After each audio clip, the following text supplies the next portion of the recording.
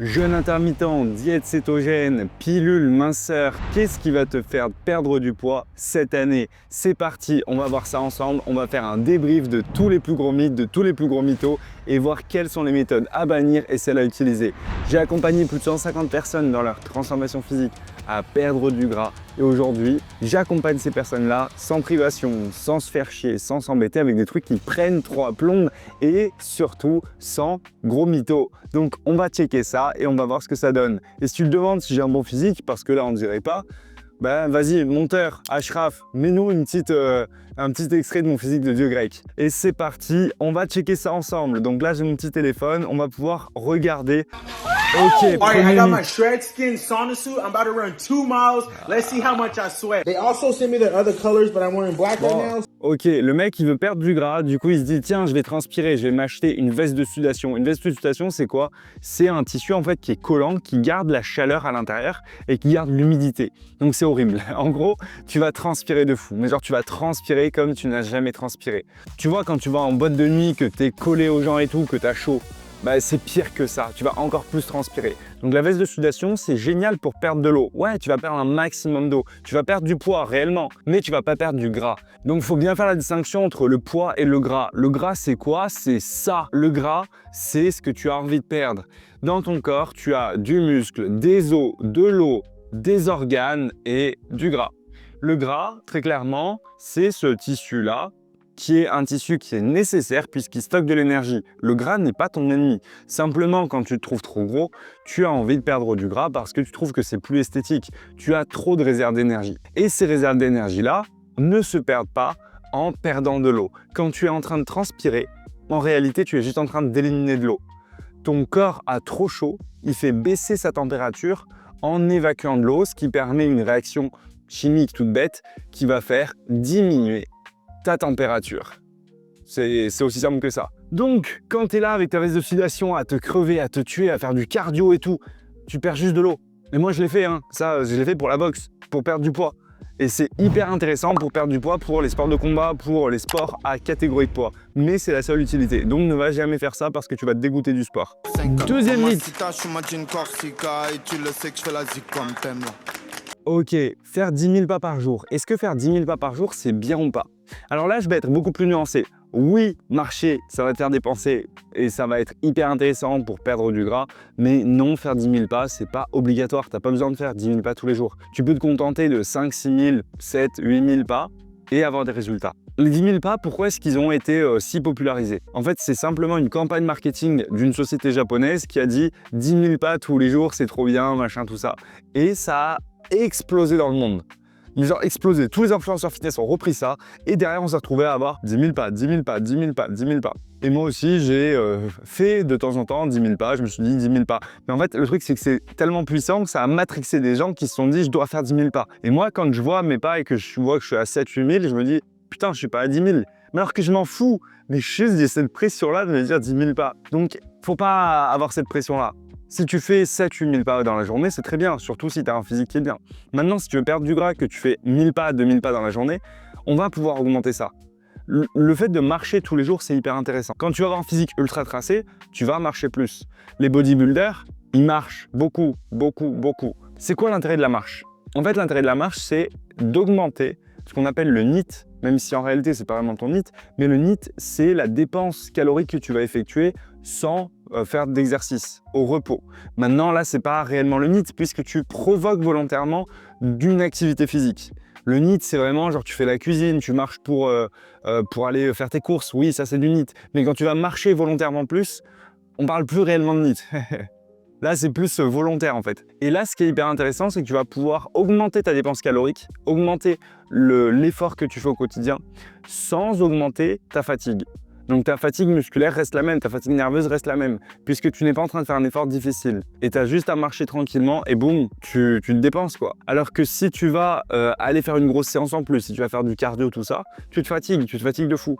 Donc ouais, La marche, c'est l'exercice clé. C'est le truc qui permet de mincir. C'est le truc le plus important. Plus tu vas marcher dans une journée, plus tu vas pouvoir perdre du gras et plus ce sera facile d'évoluer physiquement sans avoir à t'embêter. On passe au troisième. J'ai perdu 20 kilos en 1 mois et demi. Je suis passée de ça à ça. Si vous voulez tous mes conseils, restez jusqu'à la fin de la vidéo. Je vais un peu vous raconter mon parcours avec mon poids. Toute ma vie, j'ai été fine. J'ai jamais eu de cuisses, j'ai jamais eu de ventre. J'ai toujours eu un peu de forme, mais en termes de poids véritable, il n'y avait rien à gratter. J'ai fait de la danse de mes 6 ans à mes 14 ans et j'ai toujours très mal mangé. Je mange tout le temps la même chose et c'est que de la merde. Du coca, des Kinder, des pâtes, de la pizza, des frites, ça s'arrête là. Mais comme je faisais beaucoup... Ok, ça c'est hyper intéressant. Parce qu'en fait, on a une jeune fille qui s'est rendue compte en étant adolescente que dès qu'elle prenait un petit peu de poids en mangeant des Kinder, des sucreries, tout ça, elle pouvait reperdre très facilement en mangeant des aliments naturels simples avec riz, salade et de l'eau.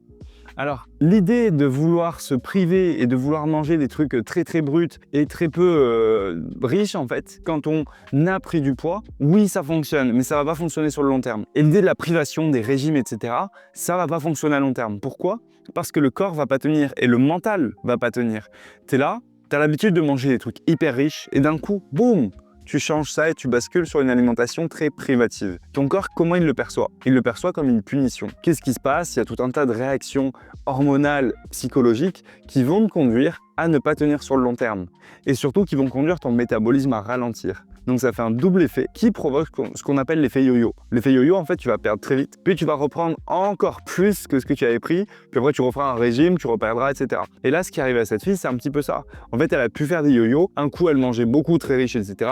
Après, très privatif, boum, ça lui faisait perdre du poids, puis après, et ainsi de suite. Elle s'est rendue compte de ça, et derrière, elle a décidé de faire un vrai changement, un vrai shift. Ce vrai shift, en fait, moi, c'est ce que j'aide mes clients à faire, c'est vraiment changer de j'ai envie de perdre du gras, je fais un régime, à j'adopte une alimentation saine sur le long terme. Et ça marche. Une alimentation saine sur le long terme ne veut pas dire une alimentation privative. Moi, tu vois, je kiffe ma vie, je kiffe mon alimentation. Maintenant, il y a des gens qui vont peut-être se dire « Ah, mais il se fait pas plaisir et tout ». Non, je me fais plaisir, tous les jours. Là, juste avant de faire cette vidéo, j'ai mangé 2 bananes avec de la pâte à tartiner. Alors c'est une pâte à tartiner bio, machin, ce que tu veux, hein, mais j'ai mangé 2 bananes avec de la pâte à tartiner. Regarde mes abdos, voilà. On peut kiffer, on peut se faire plaisir. Donc, sur ton alimentation, tu as juste envie d'être bien, quoi. Juste envie de te faire plaisir, pas envie de te prendre la tête. L'idée de faire des régimes, de se priver, c'est quelque chose qui doit disparaître. Parce qu'en fait, ça freine énormément de personnes dans leur perte de gras.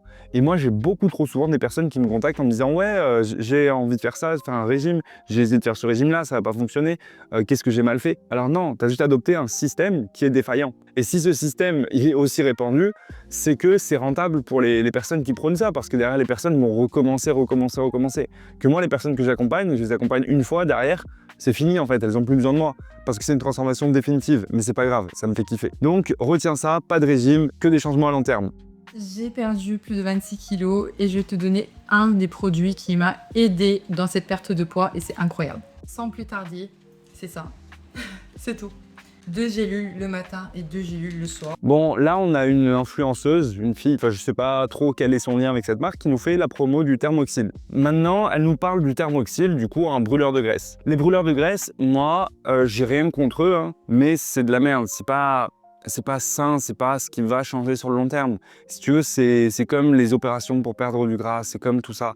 C'est des solutions qui viennent corriger ce que tu n'as pas souhaité, toi, changer. Donc, parce que tu décides de ne pas vraiment faire changer ta vie et de te donner une chance sur le long terme d'être bien, d'être heureux, et surtout d'adopter un mindset qui va te rendre heureux, bah tu choisis des solutions placebo, là, pas placebo, mais des solutions, des pansements en fait, pour réparer les dégâts. Bah, je trouve ça super triste.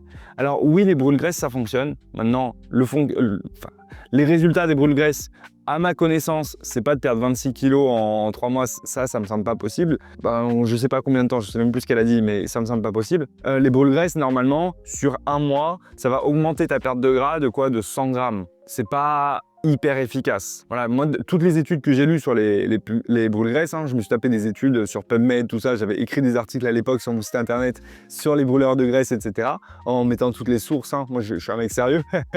Et du coup, tout ce que j'ai pu trouver, c'est que ouais, ça fonctionnait, mais très peu. Donc là, ce brûle-graisse, après 2 gélules le matin, 2 gélules le soir, bah, c'est peut-être efficace, Mais si c'est efficace, c'est à quel prix quoi? Parce que si tu changes pas ton alimentation, si tu changes pas ce que tu fais comme sport, ça veut dire que ça attaque ton système hormonal. Qu'est-ce que ça lui fait? Qu'est-ce qui se passe? Ça va dérégler ton système hormonal pour permettre la perte de gras.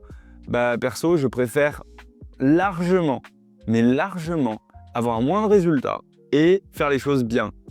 Dis-moi ce que tu en penses en commentaire, dis-moi dans quel team t'es, mais en tout cas, je te déconseille vivement de te tourner vers ce genre de produit parce que si ça marche, bah, en fait, tu ne seras pas réellement mieux. Juste, tu auras encore un petit peu mieux, mais quand tu arrêteras de prendre ces produits-là, bah, ça reviendra et sur le long terme, tu risques d'avoir des problèmes de santé. Et si jamais ça fonctionne pas, bah, tu auras juste gâché ton argent pour rien. Donc, dommage. 12 kilos d'eau perdue quand j'ai fait 12 jours de jeûne hydrique. Beaucoup m'ont contacté, m'ont demandé... Le jeûne hydrique pour perdre du gras. Donc, sur le jeûne hydrique, c'est quoi déjà le jeûne hydrique, si jamais? Le jeûne hydrique, on parle d'un jeûne où tu vas pouvoir boire de l'eau, boire des boissons qui ne contiennent pas de sucre et qui vont te permettre de t'hydrater sur la journée. Ce jeûne-là, dans ce cas-là, il me semble que c'est un jeûne 16-8 heures. Le jeûne 16-8 heures, c'est le jeûne où tu vas pouvoir jeûner pendant 16 heures, manger pendant 8 heures. Tu as aussi le jeûne 23-1. Donc tu vas jeûner pendant 23 heures, manger pendant 1 heure. On ne parle pas des heures de la journée. Donc par exemple, tu manges à 19 heures, et ben à 20 heures, tu arrêtes de manger jusqu'au lendemain de 19 heures. Donc on fait des blocs comme ça. Ou sur le jeûne 16-20 heures, bah, tu manges de midi à 20 heures et ensuite tu manges plus rien jusqu'au lendemain midi. Et ainsi de suite. Pourquoi est-ce que c'est intéressant pour perdre du gras? En fait, le fait de concentrer tes repas sur une petite durée, ça va permettre de limiter le volume alimentaire que tu vas pouvoir consommer. Forcément, tu vas devoir limiter ce que ton estomac va prendre. Donc, si tu avais l'habitude de manger, je sais pas, admettons, mais 3 burgers, prenons des burgers, tu manges 3 burgers sur la journée, sur un repas, tu vas pas réussir à manger les 3 burgers. Tu vas pouvoir manger que 2 burgers. Et ça, bah, ça fait que ça va te permettre de manger moins, forcément. Donc, de facto, tu vas avoir un petit peu plus de mal à consommer beaucoup de nourriture et tu vas pouvoir réduire ton apport calorique. Maintenant, le deuxième point qui est aussi intéressant, c'est que si tu cuisines que sur un seul repas, tu vas pouvoir passer plus de temps à le préparer et tu vas pouvoir mieux gérer. Et troisième point, sur le jeûne, donc une fois qu'il est bien mis en place, mais ça limite les grignotages. Parce qu'en fait, tu sais que tu as un repas, un moment de la journée où tu vas vraiment manger et le reste du temps, tu ne manges pas. Donc, vu que tu ne manges pas, tu vas limiter le fait de grignoter. Maintenant, est-ce que c'est vraiment une méthode miracle comme c'est souvent prôné? Non. En fait, il y a un petit peu c'est un peu tout noir, tout blanc sur les réseaux sociaux.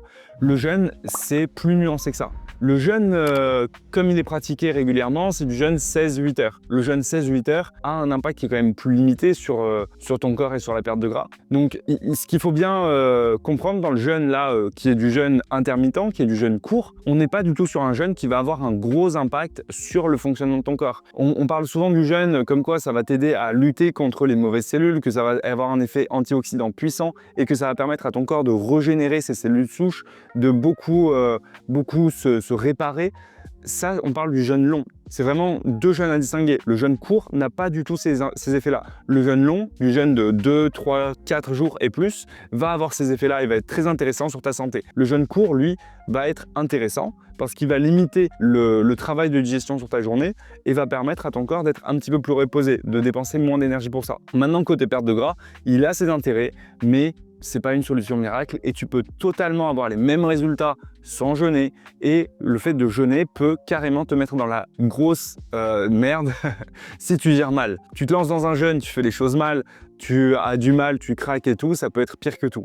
Donc le jeûne ne doit pas être ta solution miracle en mode j'arrive pas à perdre du gras, boum, je vais jeûner. Maintenant, si tu as du mal toi aujourd'hui à bien réguler tes repas et que tu te dis que le jeûne pourrait t'aider à ça, oui, tu peux essayer, oui, tu peux le mettre en place. Donc ça peut convenir à certaines personnes, pas à d'autres. Voilà, simplement le mot à retenir, c'est ça peut être bien, mais peut-être que c'est pas pour toi. Je préfère te donner une réponse assez nuancée que te dire vas-y ou n'y va pas, parce qu'en fait, la vie n'est pas noire ou blanche. Et souvent, les influenceurs sur les réseaux sociaux te font dire que c'est tout noir, tout blanc. Moi, je préfère être honnête avec toi, te donner des vrais conseils et t'aider à avancer. Et d'ailleurs, si ça t'intéresse, que tu veux transformer ton physique, sache que juste en bio, juste dans la description, tu peux booker un call avec moi pour qu'on puisse en discuter, voir ta situation et voir comment est-ce que je pourrais t'aider. Conseil suivant, enfin mythe suivant. Je vais vous donner tous mes conseils pour perdre du poids rapidement. Bien évidemment, je suis pas médecin, donc faites attention à vous. J'ai perdu 4-5 kilos ces derniers temps et ça a été assez facile, même si à la base, je suis pas du tout une healthy girl. Numéro 1, se peser tous les matins. Ok. Alors là, on a une influenceuse qui nous dit de se peser tous les matins. Et je vais t'expliquer là, c'est très simple, c'est une mauvaise chose. Pourquoi est-ce que c'est une mauvaise chose? En fait, le premier point, ton poids, il varie tous les jours. Mais genre tous les jours, ton poids varie. Donc si tu te pèses tous les jours, tu te pèses un matin, tu vas peser 70 kg, tu te pèses le lendemain matin, tu pèses 70,1 kg. Tu te dis que tu as pris du poids, tu te dis « Oh non, j'ai pris du poids, je suis pas bien, tout ça ». Qu'est-ce que tu vas faire? La journée, naturellement, tu vas moins manger. Même si tu te dis « Il faut pas que je me prive », tu vas moins manger, tu vas te faire des plus petites portions, tu vas priver ton corps, tu vas diminuer la consommation de protéines, alors qu'il ne faut pas diminuer la consommation de protéines. Bref, ce sera pas bon. Le deuxième point pour lequel c'est pas bon, c'est que ça va affecter ton équilibre personnel, ce que tu penses de toi et ton amour-propre. Tu vas très vite te trouver plus gros, pas bien, ou alors trop maigre. Et tu vas pas aimer ton corps. On se pèse pas tous les jours, jamais. Ça, c'est un truc que j'apprends le plus vite possible à toutes les personnes que je suis, toutes les personnes que j'aide, qui me posent des questions. Je leur dis, ne vous pesez pas tous les jours. Il faut se peser combien de fois par semaine du coup? Déjà, sur le fait de se peser, moi je trouve que se peser, juste se peser, ça t'apportera pas grand-chose. Ce que je te recommande plutôt, c'est te peser, oui, mais de prendre tes mensurations. Prendre tes mensurations, j'ai mon petit outil qui est juste ici, moi aussi je le fais. Donc là, j'ai un petit ruban mesureur, hyper pratique. Je te montre, je prends mon tour de bras, tour de biceps, hop, là je viens bloquer, ça fait une petite boucle, et là je passe sur mon bras. Hop là, et il y a le pull, donc c'est un peu galère. Et boum, 58 cm de tour de bras, le Benjamin. Non, je rigole. Donc, ce petit outil, tu vas prendre tes mensurations chaque semaine, tu vas les noter soit sur un carnet, soit sur un logiciel, soit sur ton ordi quelque part. Perso, j'utilise Notion, très pratique. Application super, super pratique. C'est non sponsorisé.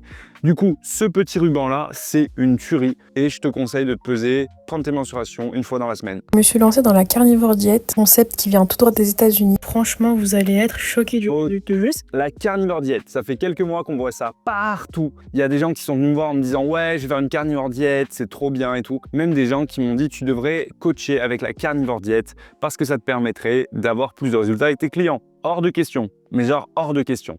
Pourquoi? Parce que moi, ce que je le fais pour aider les gens. La carnivore diet, bah, ça aide pas les gens en fait. C'est pas une bonne manière de faire. Pourquoi? Est-ce que tu crois réellement que manger que des produits animaux, quasiment, que de la viande rouge, beaucoup de viande rouge tous les jours, ça va vraiment t'aider?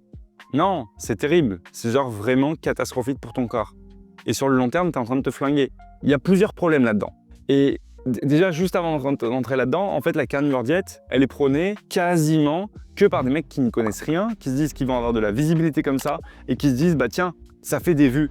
C'est la nouvelle mode, ça fait des vues, let's go, j'y vais. Mais non, en fait, tu peux pas, tu joues avec la santé des gens, tu peux pas faire ce genre de conneries. C'est pas possible de faire ça. Je parle aux personnes qui font des vidéos là-dessus. Et toi, aujourd'hui, si tu veux sur une carnivore diet, voici 3 raisons de ne pas le faire. Une bonne alimentation, c'est une alimentation qui permet d'avoir un bon équilibre de vie, avoir des apports sains dans tout, ne pas avoir de carences, se sentir en forme et être au top sur le long terme. Là, c'est pas le cas. Le premier point déjà, c'est les carences. Là, tu vas te retrouver à consommer assez peu de légumes. Tu vas consommer quelques fruits, tu n'auras pas le scorbut, heureusement, vitamine C, elle est là, mais tu vas manquer de vitamine K, de vitamine B9, de pas mal de vitamines qui vont manquer. Et ça, c'est très problématique. À long terme, ça va affecter ton fonctionnement hormonal, le fonctionnement de ton corps. On ne parle pas forcément de quelques mois, ça peut être quelques années, mais ça va dérégler ton corps sur le long terme. Et peut-être qu'à 50 ans, tu développeras des maladies que tu n'aurais pas dû développer. Donc voilà, en fait, ça ne se joue pas sur quelques mois. Tu ne te rendras pas compte tout de suite de ces effets-là. Le deuxième point, c'est sur ton équilibre acido-basique. Alors là, c'est une notion qui peut sembler compliquée, qui est très facile en fait. En gros, ton sang, donc le sang qui circule dans ton corps, il a un pH. pH, c'est degré d'acidité, niveau d'acidité. Ce pH, il est à 7,3. Ton pH doit rester à 7,3 parce que s'il change, c'est pas bon. Enfin, on est à peu près à 7,2, 7,3, ça dépend des gens. Ce pH-là, ton corps va tout faire pour le maintenir. Ça veut dire que si tu manges beaucoup d'aliments acides, ton sang va absorber de l'acidité. Donc l'acidité va augmenter. Qu'est-ce qui se passe quand l'acidité augmente? Le pH il diminue. C'est contre-intuitif, mais le pH il diminue. Il va vers ce qui est acide. Donc il va aller à 6, il va diminuer vers les 6 si tu veux. Comme ton pH il descend sous 7, c'est pas bon. Ton corps il veut le faire remonter. Comment est-ce qu'il fait ça? Il va chercher des éléments qui sont basiques, des bases. pour compenser l'acidité. L'opposé de l'acidité, c'est ce qui est basique. Du coup, il va venir compenser comme ça. Et il va réguler. Et là, tu vas me dire, waouh, mais c'est génial! Bah alors, il n'y a pas de problème s'il compense. Comment est-ce qu'il compense? Où est-ce qu'il va trouver ses bases? C'est là tout le problème. En fait, ton corps va absorber des aliments basiques et acides. Tout ce qui est aliment animal est principalement acide, voire que acide, peut-être que à voir, mais beaucoup acide. Ce qui est basique, c'est beaucoup, donc on a l'eau déjà, l'eau minérale, bah, ça contient des minéraux, donc c'est basique, et on a aussi tout ce qui va être légumes, fruits. Dans la diète carnivore, tu consommes quelques fruits, ok, mais tu consommes très peu de légumes, et tu consommes beaucoup de viande par rapport à la proportion de fruits et de fibres que tu vas consommer. Or, ces fibres-là t'apportent des bases. Donc, tout de suite, ton équilibre ne peut pas être régulé. Alors, où va aller trouver où ton corps va-t-il aller trouver des bases? Eh bien, dans tes os. C'est pas une blague, dans tes os. Pas l'eau qu'on boit, hein, tes os, les os de ton corps. Donc, ton corps, il va commencer à déconstruire tes os. Alors, il ne déconstruit pas réellement. En fait, il faut savoir qu'il y a des échanges en permanence au niveau de tes os et que ton corps, même au niveau de tes muscles, il y a en permanence du catabolisme et de l'anabolisme musculaire, c'est-à-dire de la construction, déconstruction de muscles. Bah là, c'est pareil avec tes os, c'est pareil avec tes ligaments, avec tes tendons, c'est pareil avec tout le tissu de ton corps. Il y a un renouvellement permanent. Mais là, le renouvellement ne peut plus bien se faire parce qu'en fait, ton corps va prélever directement des minéraux dans tes os et ne va pas pouvoir les renouveler. Il va utiliser ça pour faire diminuer le pH sanguin. Enfin, pour faire réaugmenter le pH sanguin, diminuer l'acidité sanguine. Et ça, le problème, c'est que sur le très long terme, ça provoque des gros soucis osseux et des gros soucis de fonctionnement corporel. Donc, tu ne veux pas dérégler ton équilibre acido-basique et tu ne veux pas avoir une diète carnivore pour cette raison-là. Et le troisième point de la diète carnivore, consommer beaucoup de viande rouge, ouais, c'est malsain, c'est pas bon sur le long terme et ça peut engendrer un risque accru de cancer, des problèmes cardiovasculaires sur le long terme. Hein. Et même si tu es très sportif, ça peut avoir cet impact-là. Après, là, on est beaucoup sur des recherches actuelles. On voit juste une corrélation. Maintenant, on n'est pas capable aujourd'hui de savoir à quel point il y a ce lien-là. Donc moi, je ne vais pas te dire, si tu consommes de la viande rouge tous les jours, oui, tu vas avoir beaucoup plus de risque de cancer. Non, il y a une tendance. Il y a vraiment une tendance à voir ce que ça donnera dans quelques années. Donc la diète carnivore, c'est pas intéressant. Si tu veux perdre du gras, augmenter ta consommation de protéines, oui, à 100%, il faut manger plus de protéines, mais tu ne veux pas manger que des protéines. Tu veux manger beaucoup de protéines, beaucoup de légumes. Beaucoup de protéines, beaucoup de légumes, les deux vont ensemble. Et avec ça, tu pourras consommer quelques glucides complexes, des aliments naturels de qualité, et là, tu pourras perdre du gras et enfin te débarrasser de ça. Donc si tu as envie de ça, abonne-toi, partage cette vidéo, mets des j'aime. Pour perdre du poids, en fait, finalement, il faut manger. Ah oui, parce que souvent on dit je veux perdre du poids, je vais me restreindre, Ah ouais, non. je vais m'affamer. Et on voit le dernier mythe, qui est un mythe de se restreindre, de ne pas manger.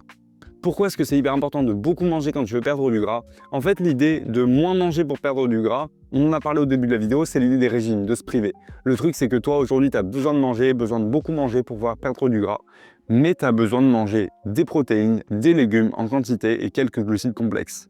Si tu manges en grosse quantité, tu réussiras à perdre du gras. Si tu manges très peu, tu n'y arriveras pas. Pourquoi? Parce que tu vas avoir faim, tu vas pas te sentir bien et tu ne pourras pas réussir à te transformer sur le long terme.